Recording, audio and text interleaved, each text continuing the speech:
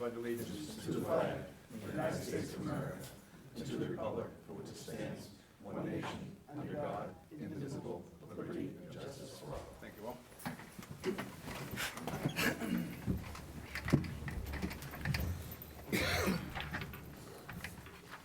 Okay, item 111, we've got a couple of appointments for DPW. Brian, I see you in the audience.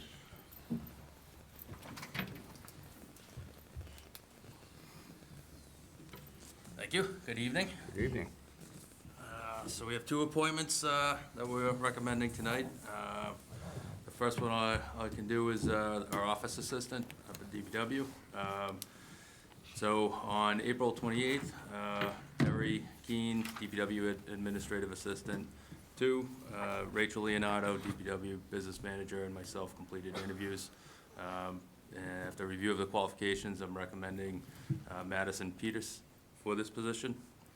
Madison has been a part-time department assistant in our clerk's office since February. In addition to working for us, she's also worked for the last 3 years as a assistant teacher for a school in Tewksbury. Prior to that, Madison gained 6 years of experience working with the public in the services and hospitality industry. And additionally, she is proficient in a number of software packages and is a graduate of Shawshene Tech's Graphic Communications program. Madison comes with high recommendations and has made quite an impression in her short time here with Burlington. I believe Madison will be a great fit for us in our department. Brian, thank you. Mr. Sagarino. Thank you, Brian. With Brian's recommendation, I appoint Madison Peters to the position of Office Assistant in the Public Works Department and ask that the board waive its 15-day waiting period. So moved. Second. Moved and seconded. All in favor? Aye. 500. Is Madison here, Brian? Yes.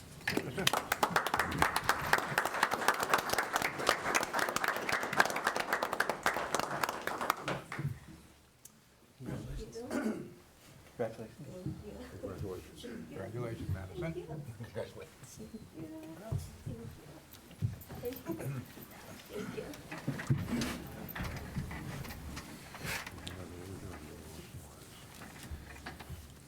My next recommendation is we have an opening for central maintenance mechanic.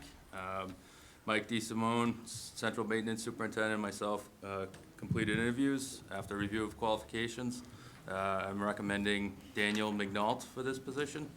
Mr. McNault is a high school graduate of Shawshene Tech Diesel Mechanics program.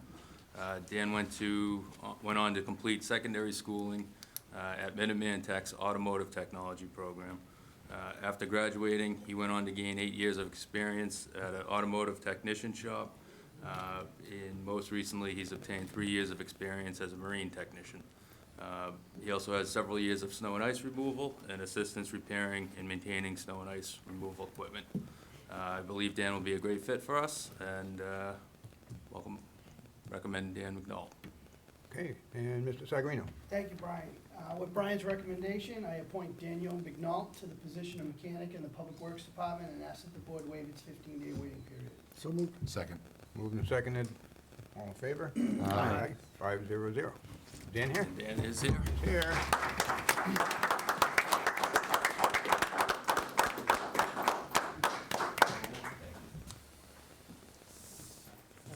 Thank you.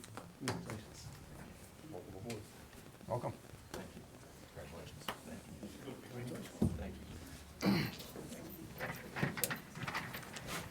Brian, now that we have, Mr. Chairman, if I may, Brian, now that we have a marine mechanic, now we can go get that boat you wanted.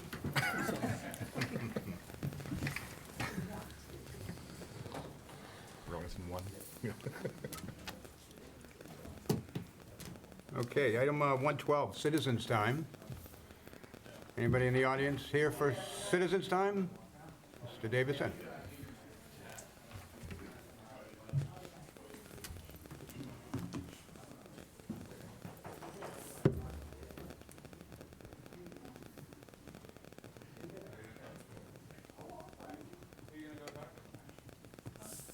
Doug, Hi. introduce yourself for the record, please. I'm Doug Davison. I'm Ways and Means Vice Chair. I'm a town meeting member from Precinct 2. I live at 6 Birch Street. So I came tonight just because during the week this week I saw a post on Facebook and it caught me off guard and it fired me up and so I decided I wanted to start paying more attention to it. The discussion of the Fox Hill and Pine Glen School. And so I was shocked and surprised to see that it seems at this point that an appointed building committee may end up with the authority to make a decision about whether we have 4 elementary schools or 3.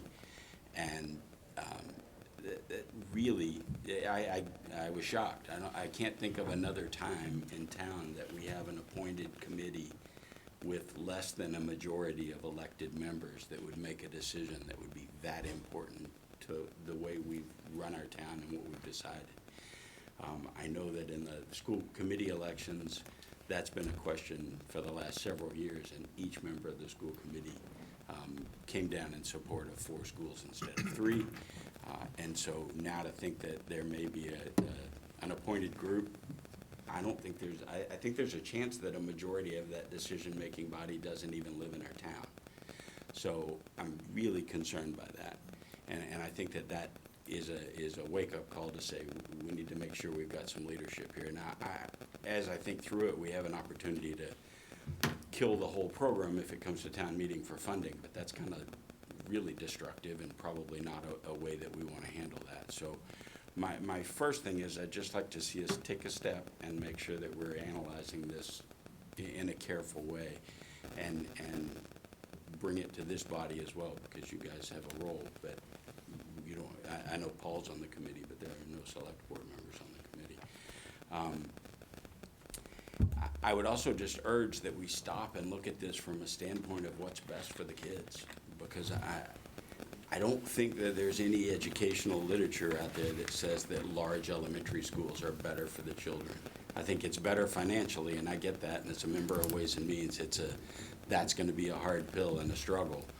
But we should be looking at this at what's best for little kids and for their health and safety and social emotional learning. And I don't think there's anything out there that says that a bigger school is better for that. And so to me, that's a real push to say, from a financial standpoint, we need to do that. And I'm willing to do that from the Ways and Means direction. There seems to be a bit of an undercurrent saying that it's already been decided that it's our only choice to go with a big combined school for financial reasons. And I just want to say publicly, that's simply not true, because we haven't gathered all of that information. If it becomes that, maybe I have to vote for a giant school instead of 2 small ones. But I think we need to push back a little. I think we need to look at the state and say, if you'll help us, and we'll figure out the problem. It's a problem, but it's not a problem that we can't solve. I don't live in that neighborhood.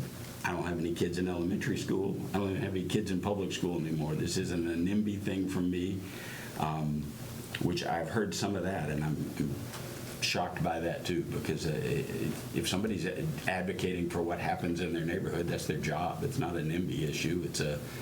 This would really change a neighborhood, and I think it would change 2 neighborhoods, and I'm opposed to it.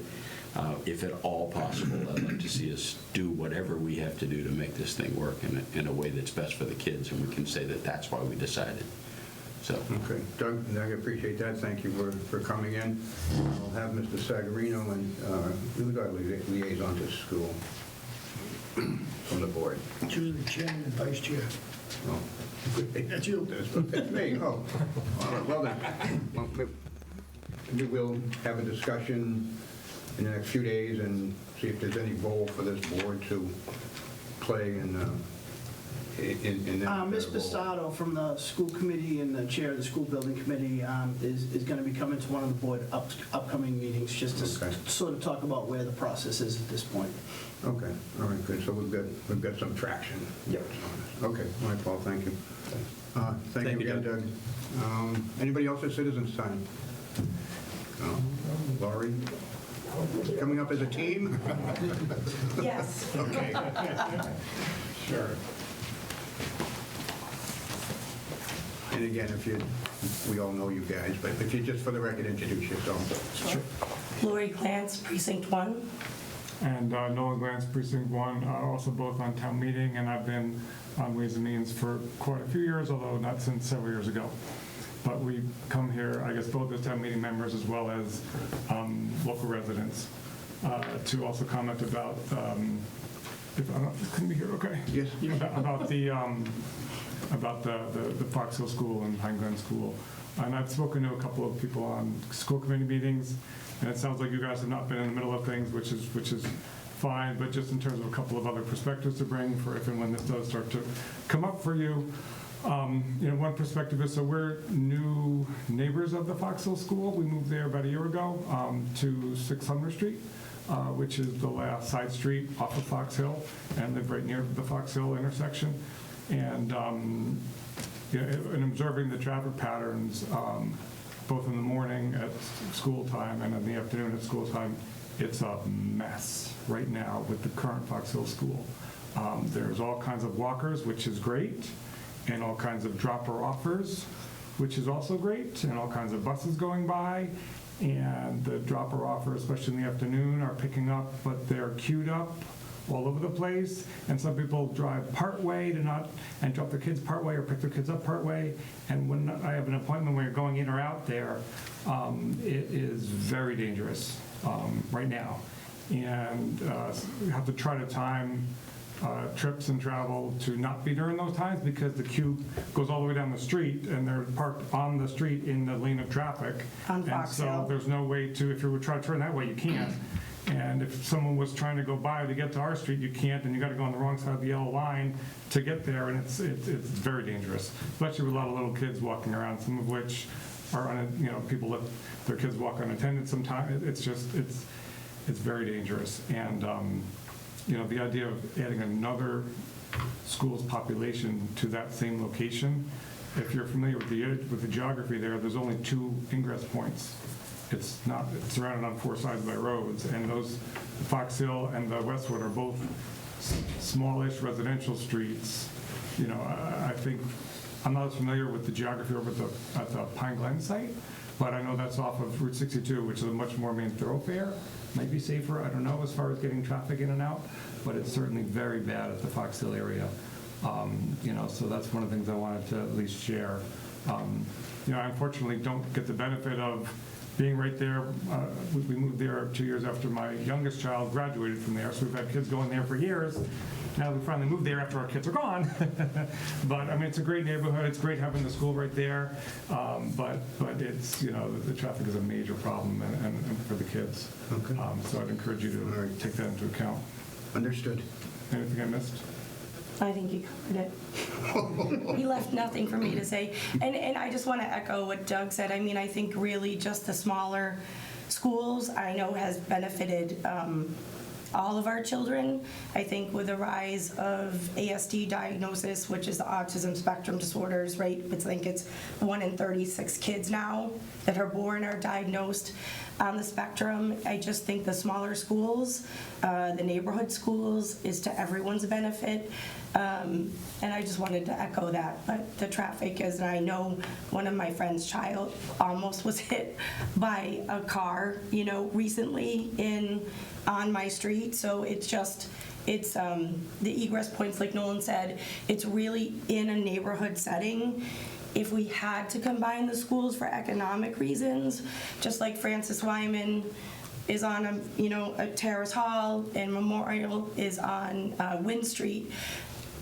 I don't want to see this happen, but if we did, I think the Pine Glen site being off of 62 just makes more sense. But again, I would rather see that not happen. I would rather see each school maintain their neighborhood locations and address whichever school you think is in the most disrepair first. But that's my feeling. Okay. Well, Yeah. Again, I'm not sure what our role is here, but we will look into it a little bit further, and I thank you both for sharing your comments tonight. All right. Thank you. Great. Anyone else for citizens' time? Okay, being none, we will move on to item 113. We have a proclamation relative to this. We've been doing it for a few years now, relative to Armenian genocide, and Mr. Spail has been kind enough to read that proclamation for us tonight. Of course. The proclamation reads, Town of Burlington Select Board, whereas Armenians fled increasing oppression from the Ottoman government during the 20th century, coming to America in search of freedom where they could live in dignity without fear and oppression, and whereas, like many ethnic groups, Armenians settled in Burlington seeking a safe place to live, raise their families, practice their religion, and educate their children. They became an asset to the growth and vitality of the town of Burlington through their strong work ethic, family values, and civic pride.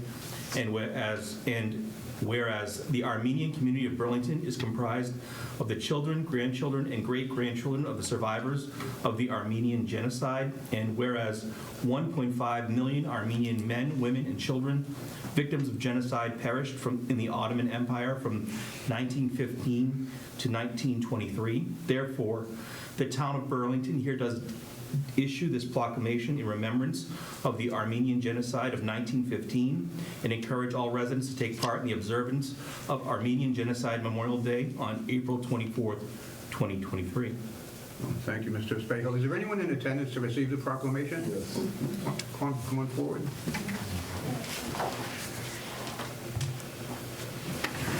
Can Alex say a few words? Yeah, certainly, yeah.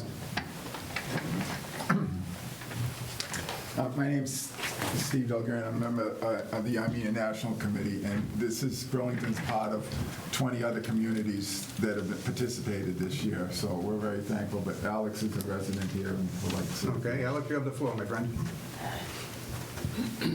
Hello, my name is Alex Markarian. I am a Burlington resident and representing the Merrimack Valley Armenian National Committee.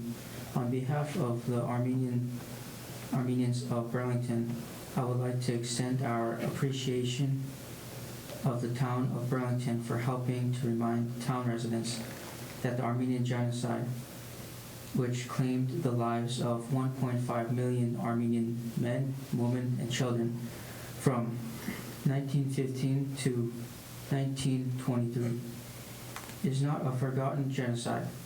Tragically, because of Turkey's continued denial of committing this crime against humanity, the Armenian genocide has become a model of genocides and holocausts that followed, and those that are now taking place today.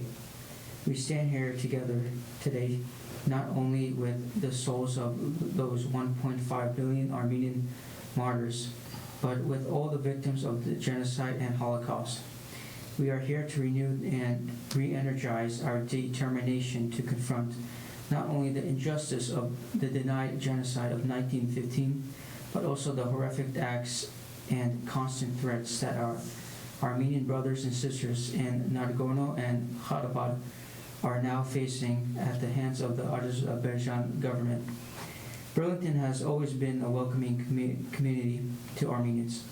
With today's proclamation, the town of Burlington joins the children, grandchildren, and great-grandchildren of the survivors of the Armenian genocide, renewing its vow to never to forget what happened. Thank you. Nice job, Alex.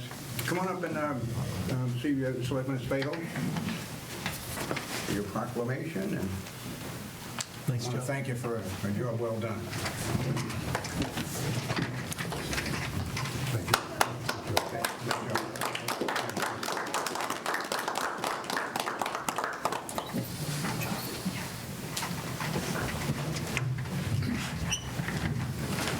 Thank you, folks. Thank you. Okay, item 114, approval of warrant article for May town meeting. Mr. Denizio. Thank you, Mr. Chairman. At our last meeting, we talked about that we were hopeful that we'd be back to see you with the one remaining article that at that time hadn't been finalized. You should have received a memo in your backup that outlines the deal we have with the administrative and professionals unit.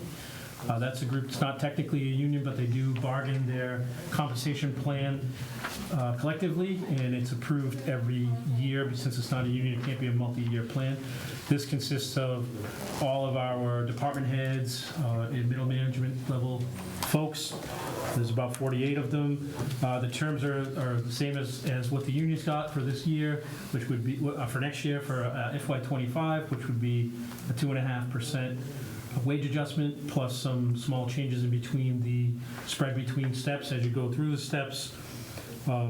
As I said, it's the same as the other units. This would be a transfer from our negotiated settlements line, so it's not, it doesn't increase at next year's budget. It was already planned for, and it's just, we budgeted in one line.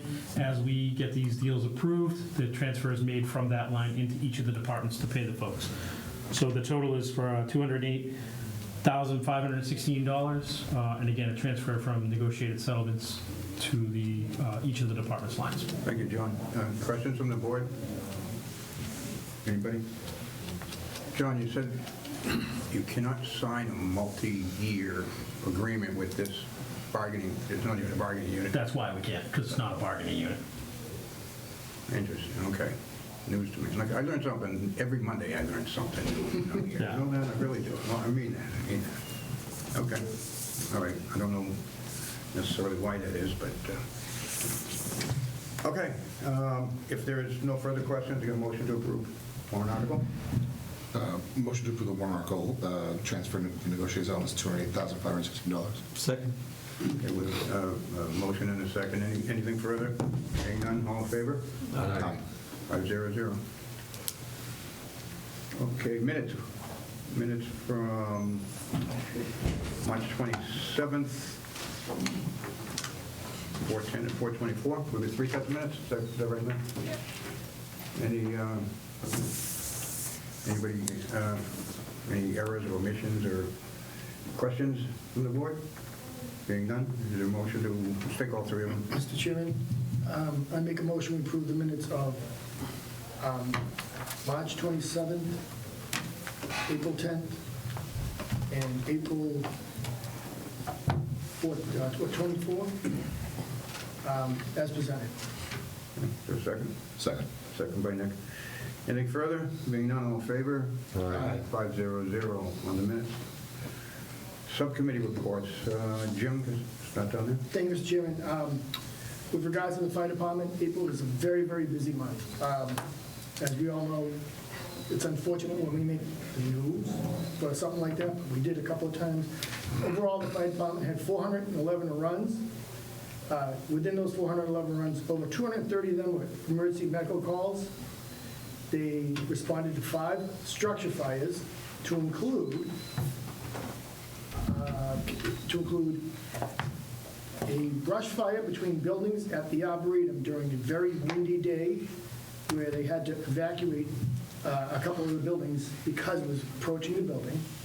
They had house fires at 3 Polk Street that was fueled with, in addition, with natural gas as well as leaves. It was a brush fire that went to the house and caught the house on fire.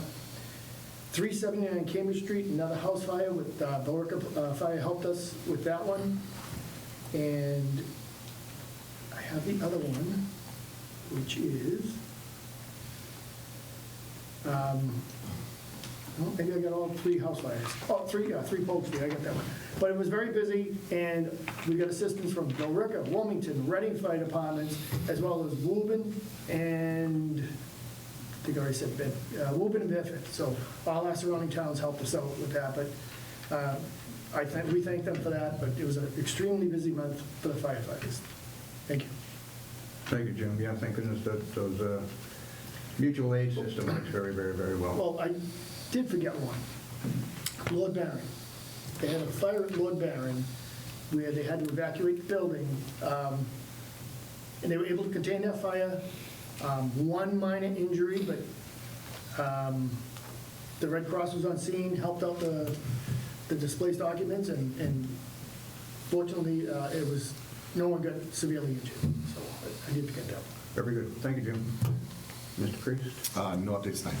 Mr. Morandi? No updates. Mr. Spaho? Not an update, but I did, fitting we're here at the high school, I wanted to give a shout out.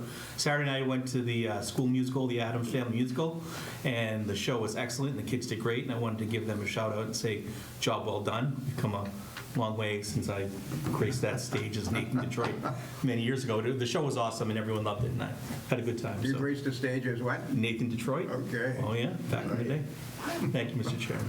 Thanks, Mike. The chair has nothing tonight. Mr. Sagarino, you have anything for I us? just have a couple quick updates for the board. We got some good news from Representative Gordon that he was able to include $100,000 in the House budget, which, state budget's not yet approved, it's still making its way through, but that will allow us to upgrade meeting rooms for hybrid meetings.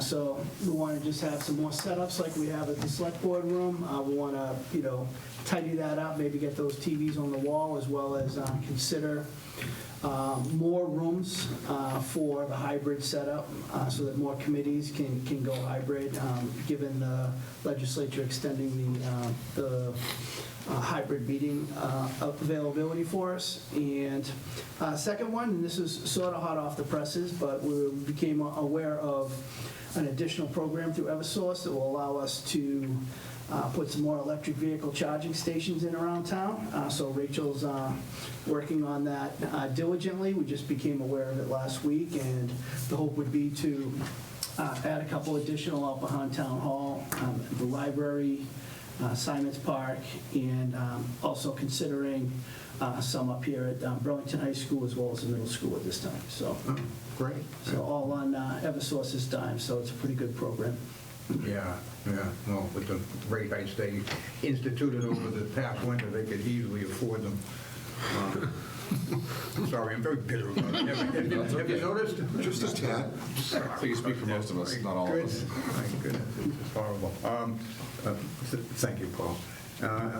Okay, anyone else, anything to add? If not, I'll entertain a motion to adjourn. Motion to adjourn. Second. Second, all in favor? Aye. 500. Thank you, gentlemen. Lady?